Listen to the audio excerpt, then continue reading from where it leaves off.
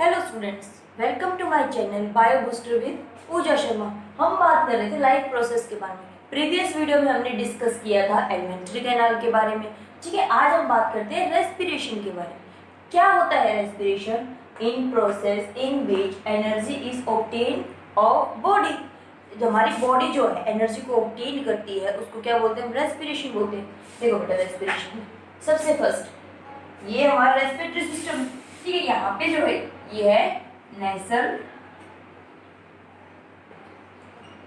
Cavity. Okay, अब यहाँ से उसके बाद सेकंड पार्ट आता है, ये हमारा क्या?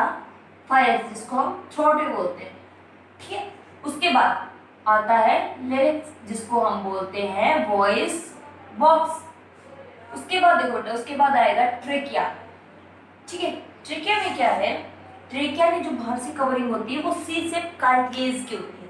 ठीक है, ये है क्या है? सी शेप कार्टिलेज।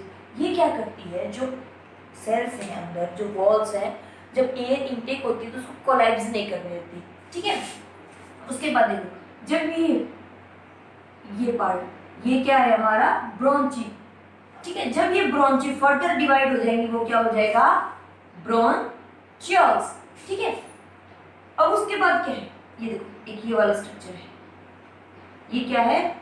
एल्वियोलाई। अब देखो बेटा, ये एल्वियोलाई ऐसा क्यों नहीं है? हमने बात की थी कितना स्मॉल इंटेस्टाइन में स्ट्रक्चर प्रेजेंट था, विलाई। क्या कर रहा था वो? सरफेस एरिया, एब्जॉर्प्शन में सरफेस एरिया को इंक्रीज कर रहा था। वैसे ही अगर हम बात करते हैं रेस्पिरेशन में, जो एल्वियोलाई होती है ये क्या काम करती है? ये रेस्पिरेशन का एरिया बढ़ाती है। अब यहाँ पे क्या? ब्लड वेसल्स है। ठीक है, तो ये क्या कर रही है? ये रेस्पिरेशन का जो एरिया है उसको इंक्रीज कर रही है। अगर समझ में, ये ब्लू शेप स्ट्रक्चर क्या है? एल्वियोलाई है। अब देख, इसके नीचे की है एक मस्कुलर है जिसको हम बोलते हैं डायफ्राम।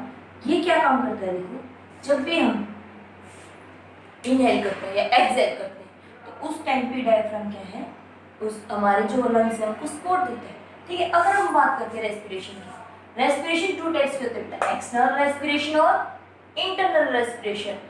एक्सटर्नल में क्या होता है? ब्रीथिंग। कभी कभी हम बोलते हैं ना कि ब्रीथिंग ही रेस्पिरेशन, ब्रीथिंग रेस्पिरेशन नहीं होती। ब्रीथिंग में क्या होता है कि हम क्या करते हैं? इनटेक करते हैं एयर का। याद रखना मैडम, ऑक्सीजन का इनटेक तो अकेले करते नहीं है, तो है नहीं। इन्वायरमेंट में पता है कि हर एक एयर प्रेजेंट, नाइट्रोजन भी है, ऑक्सीजन भी है, सब। तो हम ये तो है नहीं कि ऑक्सीजन को ढूंढ ढूंढ के इनटेक कर रहे हैं, नहीं ना। तो हम क्या करते हैं? एयर का इनटेक करते हैं। कौन देगा? Rich in oxygen. और हम इनहेल करते हैं, सॉरी इनहेलेशन में। और जब एक्सहेलेशन की बात आती है, यानी कि giving out of air rich in carbon dioxide. आ गया समझ में? उसके बाद बात आती है इंटरनल में क्या होता है? सेल टू सेल जब रेस्पिरेशन होता है तो उसको बोलते हैं हम इंटरनल रेस्पिरेशन। ठीक है, जब एक्सहेलेशन होता है तब क्या होता है? देखो, जब भी हम सांस लेते हैं तो हमारा डायफ्राम क्या करता है? इसका एरिया बढ़ा देता है, लंग्स का एरिया इंक्रीज करता है कि ज़्यादा से ज़्यादा हम एयर को इनटेक कर सकें। और जैसे ही हम एक्सहेलेशन करते हैं तो डायफ्राम क्या करता है? नीचे की साइड आता है और जो हमारे लंग्स है उनका साइड छोटा तो रिलैक्स हो जाते हैं। ठीक है, आया बात समझ में? अब देखो, सबसे पहले अब हमने पढ़ा था कि यहाँ से एयर जाएगी, जाने के बाद एल्वियोलाई, एल्वियोलाई क्या करेगा? एल्वियोलाई इसको पास आउट कर देगा कहाँ? सेल में। ठीक है, ये सेल। अब देखो, ट्रांसपोर्ट ऑफ ऑक्सीजन। ऑक्सीजन हमें पता है कि वाटर के अंदर सोल्यूबल नहीं होती, तो ऑक्सीजन कैसे जाएगी? ऑक्सीजन अपने आप तो जाएगी नहीं, किसके अंदर? ऑक्सीजन जो है हीमोग्लोबिन के साथ सोल्यूबल होती है, हमारे सेल में जाएगी, यानी कि ब्लड में होती है। ठीक है, अगर बात करते हैं ट्रांसपोर्टेशन ऑफ ऑक्सीजन, अब ऑक्सीजन का ट्रांसपोर्टेशन कैसे होता है? उसको तो हीमोग्लोबिन की जरूरत नहीं है, जो सोल्यूबल होती है। तो ये कैसे होगा? ये होगा डिफ्यूजन के थ्रू। ठीक है, higher concentration to lower concentration. अब देखो, अब ये जो ऑक्सीजन कहाँ गई? सेल में गई। सेल में क्या प्रेजेंट होता है? माइटोकॉन्ड्रिया। माइटोकॉन्ड्रिया क्या करता है? हमारा पावर हाउस है, वही एनर्जी को स्टोर करता है, वही बनती है। ठीक है, अब देखो, हमने डाइजेशन में पढ़ा। अब एक बात देखो, रेस्पिरेशन जरूरी क्यों इतना? नॉर्मल बिना कम, देखो कोई भी चीज बर्न करने के लिए हमें ऑक्सीजन की जरूरत होती है। चाहे वो देखो हमारे अंदर ये कोई भी लकड़ी है, ठीक है, हमें घर में खाना बनाना है, हम क्या लकड़ी काट के लेके आएंगे, फिर खाना बनाएंगे, करना है ना। और जो खाना बनाने के लिए हम जो आग जलाएंगे तो हमें ऑक्सीजन की जरूरत होगी। तो वो वुड क्या है हमारे लिए, खाना था। हम पिछले डाइजेशन में कर चुके, हमें खाना खाया था, उससे हमें एनर्जी अर्जुन, वो एनर्जी जो हमें प्रोडक्ट मिला है अब उसको बर्न करना पड़ेगा, उसका ब्रेक डाउन करना पड़ेगा। हमें क्या मिला था, ग्लूकोज मिला था। अब ग्लूकोज का ब्रेक डाउन किसके प्रेजेंस में होगा, ऑक्सीजन के प्रेजेंस में। ठीक है, ऑक्सीजन के प्रेजेंस में जब ग्लूकोज का ब्रेक डाउन होगा तो क्या मिलेगा हमें, CO2 H2O और एनर्जी। ठीक है, अब अगर इसके बाद बात करते हैं, अब ये तो है नहीं कि डायरेक्ट एनर्जी हमें मिली और उसी फॉर्म में स्टोर हो गई, नहीं। जो हमारी फॉर्म हमारे ब्लड हमारे माइटोकॉन्ड्रिया में कहते हैं, दो फास्फोरस जब, इसको बोलते हैं ADP, एडिनोसिन डाइफॉस्फेट। ठीक है, और अब जितनी एनर्जी मिली है जरूरी नहीं कि सभी ADP के फॉर्म में हो, कुछ जो फास्फोरस मॉलिक्यूल है वो सिंगल भी होंगी, ठीक है, प्रेजेंट होंगी। तो ये क्या करेंगे, उसके बाद जब एनर्जी मिली तो हमें किसकी फॉर्म में मिली है, ADP के फॉर्म में। और जैसे ही एक और मॉलिक्यूल मिलेगा तो वो इसके साथ बाइंड होगा, ठीक है, और क्या बन जाएगा, ATP, एडिनोसिन ट्राइफॉस्फेट। आया समझ में। अब देखो हमारी बॉडी डायरेक्ट ADP यूज नहीं कर, सॉरी ATP यूज नहीं करती। जब हमारी बॉडी यूज होती है वो ATP फॉर्म में यूज होती है, लेकिन जब स्टोर होती है वो ATP की फॉर्म में होती है।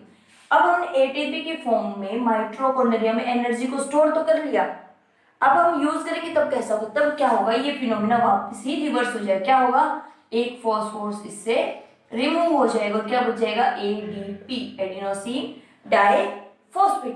Is that clear. अब देखो बेटा आगे,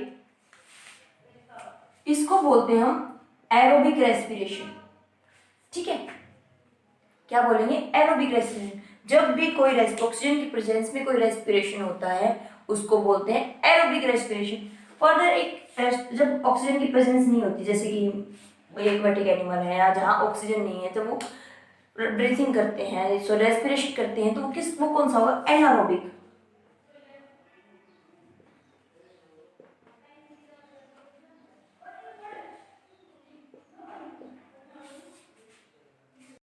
जो विदाउट ऑक्सीजन की प्रेजेंस में जब रेस्पिरेशन होता है उसको बोलते हैं एनारोबिक रेस्पिरेशन। क्या होगा, जो ग्लूकोज था C6H12O6 किसकी फॉर्म, किसमें डिवाइड ब्रेकडाउन होगा, इथेनॉल में C2H5OH में, प्लस एनर्जी रिलीज होगी। ठीक है, अब देखो ये एनर्जी इसमें भी रिलीज हो रही है, लेकिन इसमें जो एनर्जी है वो लेस अमाउंट में रिलीज होगी और एरोबिक में लार्जर अमाउंट में एनर्जी रिलीज होगी। फिर बात करते हैं, कभी कभी क्या होता है, एक और टाइप का रेस्पिरेशन होता है जब ऑक्सीजन तो प्रेजेंस होती है लेकिन कम अमाउंट में। फॉर एग्जांपल हम पूरा दिन लगातार एक्सरसाइज करते हैं या भाग दौड़ करते हैं तो हमें क्रैम्प आने शुरू हो जाते हैं, होते हैं ना बहुत बार। तो उसमें क्या होता है कि वो हमारा होता है मसल्स में रेस्पिरेशन होना स्टार्ट हो जाता है। तो उसमें क्या होगा, जब रेस्ट में होगा तो जो C6H12O6 हमारा ग्लूकोज है वो लैक्टिक एसिड में चेंज हो जाएगा। ठीक है, और इसकी वजह से क्या होगा, हमें क्रैम्प आने शुरू हो जाएंगे। आया समझ में। अब बात करते हैं हम प्लांट्स में रेस्पिरेशन कैसे होता है। ठीक है, देखो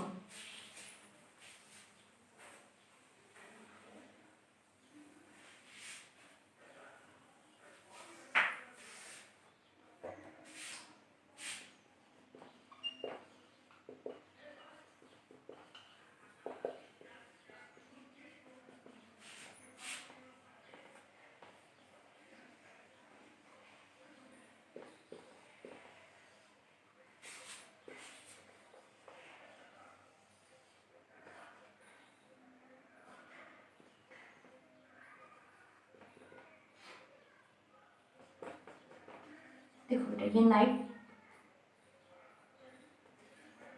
नाइट टाइम और ये डे टाइम।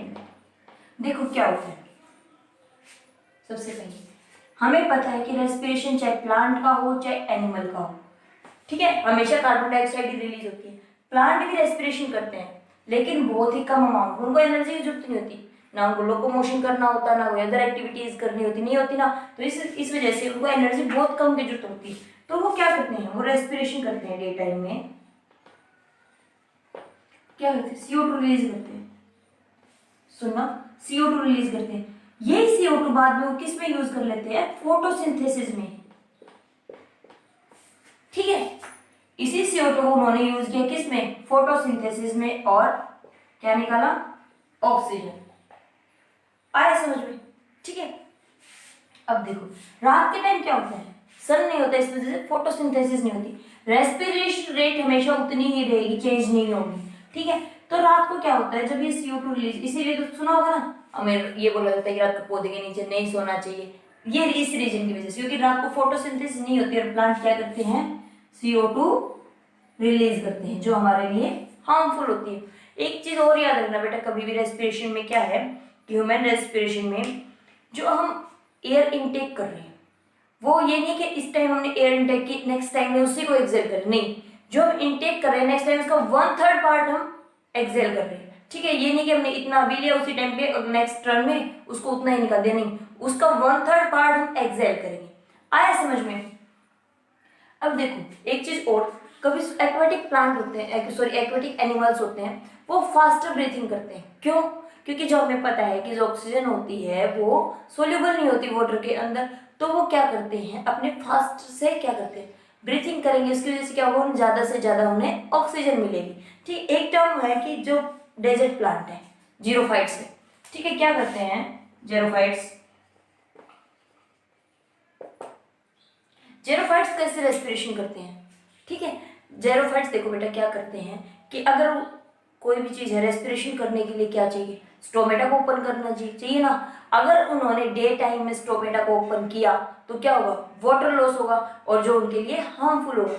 तो वो क्या करते हैं जेरोफाइट्स, रात के टाइम में यानी नाइट टाइम में क्या करेंगे, ज्यादा से ज्यादा CO2 का कंज्यूम कर लेंगे वो, ठीक है। नाइट टाइम में उनको फोटोसिंथेसिस नहीं, और सुबह जब सनलाइट जैसे सन राइज होगा उस टाइम क्या करेंगे, वो लाइट का यूज करेंगे, उस टाइम वो CO2 गेन नहीं करेंगे एनवायरमेंट से, वो सिर्फ लाइट को लेंगे और जो CO2 उन्होंने रात को कंज्यूम की थी, ठीक है, उसका यूज करके वो खाना बनाएंगे, ठीक है। आया बस समझ में, इज दैट क्लियर। अब बात करते हैं हम सर्कुलेटरी सिस्टम की, यानी कि ट्रांसपोर्ट सिस्टम की। अब बात करते हैं ट्रांसपोर्टेशन की। हमारी बॉडी में अलग अलग चीज़ का ट्रांसपोर्टेशन, चाहे मिनरल्स का हो, ब्लड का हो या हार्मोन्स का हो, ठीक है।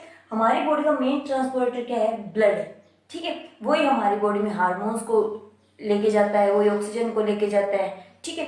अगर बात करते हैं कोई क्या मानता है कि जो हमारा हार्ट है वो प्यूरिफायर फिल्टर करता है हमारे ब्लड को, नहीं, हार्ट हमारे ब्लड को फिल्टर नहीं करता, वो सिर्फ सेंड करता है लंग्स में, सेल्स में, ठीक है।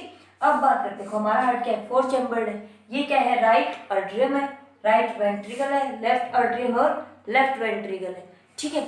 अब देखो अगर देखा जाए तो हम ये होना चाहिए, लेफ्ट इस साइड लिखा होना चाहिए ना, लेकिन ये इस साइड ना होगी, ये ऐसे पोजिशन में क्योंकि हमारा हार्ट है ये, अगर हम ऐसे मानते हैं, ठीक है। तो इसलिए क्या है, राइट अर्ट्रियम, राइट वेंट्रिकल, लेफ्ट अर्ट्रियम और लेफ्ट वेंट्रिकल। राइट अर्ट्रियम और राइट वेंट्रिकल के बीच में वॉल होते हैं जिसको बोलते हैं बाइक स्पीड वॉल, ये सिर्फ एक साइड ही ओपन होते हैं, ठीक है। ऐसे लेफ्ट वेंट्रिकल और लेफ्ट अर्ट्रियम के बीच में होते हैं ट्राइक स्पीड वॉल, वो भी एक साइड ही ओपन होते हैं। अब बात करते हैं इस चैप्टर में डबल सर्कुलेशन सिस्टम क्या होता है, ठीक है। हार्ट की साउंड क्या होती है, सबसे पहले देखो ये क्या है, हार्ट है, ठीक है। सेल से ब्लड आएगा, कौन लेके आएंगे, वेन से लेके आएंगे, कौन सा, CO2 वाला, ठीक है। और हार्ट क्या करेगा, उसे लंग्स से प्यूरिफायर कहाँ भेज देगा, आर्टरीज के थ्रू ऑक्सीजन ब्लड कहाँ जाएगा, सेल्स में। अब देखो ये कैसे एक्सचेंज होता है, ये होता है बेटा, यहाँ कैपिलरीज होती हैं, जो ग्रुप ऑफ जो आर्टरी वेन मिक्सअप होती है ना, तो बोलते हैं कैपिलरीज, ओके। देखो डबल सर्कुलेशन सिस्टम में क्या होता है, ये सेल है, ठीक है, यहां से CO2 वाला ब्लड कहाँ जाएगा, हार्ट के पास जाएगा, ठीक है। हार्ट क्या करेगा, इसको कहाँ सेंड करेगा, लंग्स के पास सेंड करेगा, ठीक है। ये अभी भी कौन सा है, डीऑक्सीजन ब्लड है, ठीक है।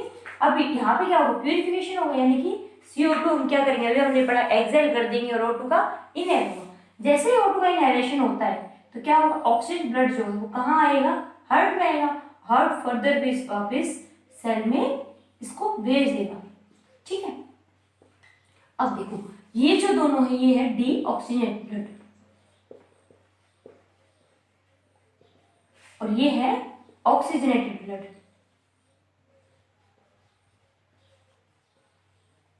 ठीक है।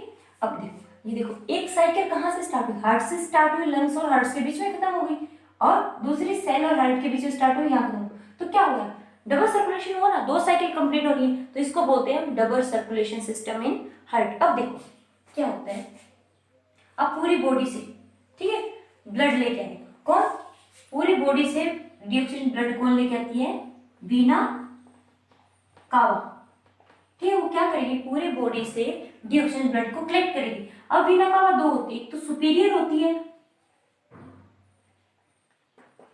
और इंफीरियर होती है, ठीक है। सुपीरियर क्या काम करती है, बॉडी के अपर पार्ट से ब्लड कलेक्ट करती है, और जो इंफीरियर होगी वो बॉडी के लोअर पार्ट से ब्लड को कलेक्ट लेगी, ठीक है। अब क्या करेगी, ये जो वीना कावा है ये ब्लड को कहाँ देगी, राइट अट्रियम में, ठीक है। अब राइट अट्रियम से जैसे ही ये क्या होगा, देखो अब इस बात को समझो तुम कि अब कंडीशन क्या है हमारे पास, ये अब क्या है, ये फिर ठीक है, अभी भर रहा है, ये कंडीशन ऐसी है। जैसे ही हमारा राइट अट्रियम फिल होगा, क्या होगा, ये तो ऐसे पोजीशन में आ जाएगा, आया बस समझ में। जैसे ही ये फ्री था, जैसे इसमें ब्लड भर रहा, जैसे ही इसका ब्लड कंप्लीट होगा, फुल भर जाएगा, उसके बाद एकदम से क्या कॉन्ट्रैक्ट होगा ये, ठीक है, इसकी रिलैक्सेशन पोजीशन अब खत्म होगी, वो रिलैक्सेशन में आ जाएगी, ठीक है। सेम ऐसे अब देखो मैंने बताया था कि बॉल सिर्फ एक साइड ओपन होती है, तो ब्लड कहाँ आएगा, लेफ्ट राइट सॉरी वेंट्रिकल में। अब राइट वेंट्रिकल से जैसे ही ब्लड यहाँ पे कंप्लीट हुआ, कहाँ जाएगा, लंग्स में। अब देखो ये कौन सी वेन है, ये है प्लूमोनरी, ठीक है, आर्टरी। देखो हार्ट से जो ब्लड लेके आती है वो क्या होती है, आर्टरी होती है ना, लेकिन ये प्लूमोनरी आर्टरी। लेकिन यहाँ पे याद रखना बेटा, एक कंफ्यूजन होता है कि हमें पता है कि आर्टरीज क्या होती है, ऑक्सीजन ब्लड लेके आती है, लेकिन जो प्लूमोनरी आर्टरी होती है वो हमेशा डीऑक्सीजन ब्लड लेके जाती है हार्ट से लंग्स के पास, ठीक है। लंग्स क्या करेगा, प्यूरिफाई करेगा, और किसको, प्लूमोनरी वेन को क्या करेगा। अब देखो हमने देखा था ना, जो हार्ट तक ब्लड लेके आता है वो कौन होता है, वेन होती है। तो वेन कहाँ से, लंग्स से जब ब्लड लेके, तो क्या प्लूमोनरी वेन कहाँ आ गई, लेफ्ट वेंट्रिकल में। सेम पोजीशन यहाँ पे जैसे ही फील होगा तो क्या करेगा ये, अब किसी पोजीशन में, रिलैक्सेशन में, और जैसे ही फील होते हैं कॉन्ट्रैक्ट होगा, कॉन्ट्रैक्ट होते ब्लड कहाँ आएगा हमारा, लेफ्ट वेंट्रिकल में। और लेफ्ट वेंट्रिकल से जैसे ही ब्लड कंप्लीट होगा कहाँ जाएगा, ये बॉडी की लार्जेस्ट आर्टरी क्या होगी, अरोटा में, ठीक है। आया बात समझ में। ऐसे हमारे हमारा जो हार्ट का सिस्टम है, एक बात याद रखना, ये दोनों जो हमारे चैम्बर्स हैं इनको जो अलग करती है वो उसको हम क्या बोलते हैं, सेप्टम बोलते हैं। जो नीचे से ये है, ये इसको बोलते हैं कार्डिक मसल्स। इस साइड की कार्डिक मसल्स जो होती हैं वो थिक होती हैं as compare to right side, ठीक है। लेफ्ट साइड की जो कार्डिक मसल्स होंगी वो थिकर होगी as compare to right side. क्यों, क्योंकि जब ऑक्सीजन ब्लड जब बॉडी में फ्लो करता है यहाँ से अरोटा से, तो प्रेशर होता है, बहुत ज्यादा होता है, ठीक है। उस प्रेशर को क्या होता है, उस प्रेशर की वजह से ये क्या थिक होती है, ज्यादा प्रेशर लगा सके। आई बात समझ में, आया क्लियर हुआ कि डबल सर्कुलेशन सिस्टम कैसे है और हमारा ह्यूमन हार्ट का सिस्टम कैसे काम करता है। एक जैसे कि हम बीपी मापते हैं ब्लड प्रेशर, ठीक है। देखो बेटा बात करते हैं एक पर्सन का, ह्यूमन का, उसका हार्ट का साइज उसकी लेफ्ट फिस्ट के बराबर होता है, ओके। अब बात करते हैं, जैसे देखो राइट वेंट्रिकल कॉन्ट्रैक्शन में होगा तभी लेफ्ट वेंट्रिकल भी कॉन्ट्रैक्शन में होगा। तो राइट आर्टरियम जब कॉन्ट्रैक्शन में होगा तो लेफ्ट वेंट्रिकल कॉन्ट्रैक्शन में होगा, मतलब ये दोनों एक दूसरे के पैरेलल होंगे, ये इसके पैरेलल होगा। आई बात समझ में। जब ये रिलैक्सेशन में होगा तब ये पार्ट रिलैक्सेशन में होगा, ये होगा तो ये होगा। सेकेंड चीज, एक चीज याद रखना, जो ब्लड प्रेशर है वो किसमें नोट करते हैं, कैसे मापते हैं, लगाते हैं ना यहाँ पे मापने के लिए, तो उसको बोलते हैं स्टेगनोमोनोमीटर। नॉर्मल इंसान का जो होता है वो होता है देखो 120 mm मर्करी, ठीक है। वो कंडीशन होती है हमारी सिस्टोलिक कंडीशन, यानी कि उसके अंदर राइट वेंट्रिकल और राइट आर्टरियम और लेफ्ट वेंट्रिकल क्या होते हैं, कॉन्ट्रैक्शन में होते हैं, ठीक है। और 80 mm ऑफ मर्करी डायस्टोलिक, मतलब जब वो रिलैक्सेशन में होंगे तब। तो एक ह्यूमन का ब्लड प्रेशर कितना होता है 120/80। आई बात समझ में। सेकेंड चीज, ह्यूमन हार्ट की साउंड, अगर साइंटिफिकली देखा जाए तो ह्यूमन हार्ट की जो साउंड है उसको नोट करते हैं लब डब से, ठीक है, ना कि धक धक, ठीक है। वो होती है लब डब, लब डब, लब डब, आई बात समझ में? ठीक है, अगर इसके बाद बात करते हैं हम, आपको समझ आ गया होगा कि ह्यूमन ट्रांसपोर्टेशन सिस्टम क्या होता है। अब नेक्स्ट वीडियो में बात करेंगे हम एस्केटरी सिस्टम की और ट्रांसपोर्टेशन इन प्लांट्स के बारे में डिस्कस करेंगे। Thank you students.